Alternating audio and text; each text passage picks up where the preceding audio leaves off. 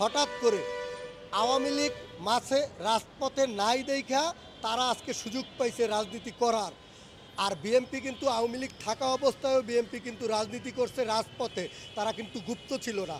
তারা কিন্তু এই যে জামাতি, এই যে জামাত, এই যে দলটা নাম দিয়েছে একটা আল্লাহর দলের, আল্লাহর নামে নাম দিয়েছে জামাত ইসলাম, এটা তো আসলে কোনো ইসলামের দল না। তাদের তাদের দলে কোনো আলেম নাই, হাফেজ নাই, মুফতি নাই, কারি নাই, মুহাদ্দিস নাই। অতএব তারা টোটালটা একটা প্রতারক। এই প্রতারকটা সবসময় কথা বলে প্রতারকের মতন। তারা ভালো একটা কথা বলে না। দেখেন ফুল দিতে গেল, এত বছর ফুল দিতে যায় না, একজন সাংবাদিক জিজ্ঞাসা করলো আপনারা কেন ফুল দিতে আসছেন, সে কিন্তু বলতে পারতো যে ফুল দিতে এতদিন আসি না, এখন মনে হয়েছে ফুল দেওয়া উচিত, এই জন্য আসছি।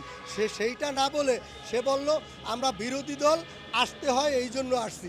এইটা মোনাফেকের কথা, এটা মোনাফিকের কথা। অর্থাৎ প্রতিটা কথায় তাদের মোনাফিকি, এই জনগণের কাছে তারা এই মোনাফিকি করে যায়। রাজনীতি করেন জনগণের জন্য। আপনি যদি জনগণের কথা যদি ওইভাবেই না বলতে পারেন তাহলে আপনি মোনাফিকি করেন না। আপনি এই জামাত নাম দিয়া, জামাত ইসলাম নাম দিয়া জনগণের সাথে যে প্রতারক করতেছেন, প্রতারণা করতেছেন, ধোঁকাবাজি দিতেছেন প্রতি কথায় কথায়।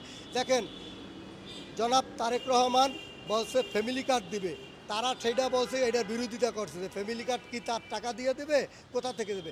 আরে বাবা, ভালো একটা কাজ সে উদ্যোগ নেছে, তুমি পারলে সেই উদ্যোগটারে সালাম জানাও। তুমি সেইটা না জানাইয়া তুমি এটার প্রতিবাদ, হ্যাঁ প্রতিবাদ তুমি করতে পারো, কিন্তু তুমি ভালো একটা কাজ দেখাও। তুমি এটার চেয়ে একটা ভালো কাজ দেখাইয়া তারপরে তুমি প্রতিবাদ করো। প্রতিবাদের উদ্দেশ্য কী? উদ্দেশ্য হইতে হবে আমি যে কাজটা করতেছি সেইটার চেয়ে একটা ভালো কাজ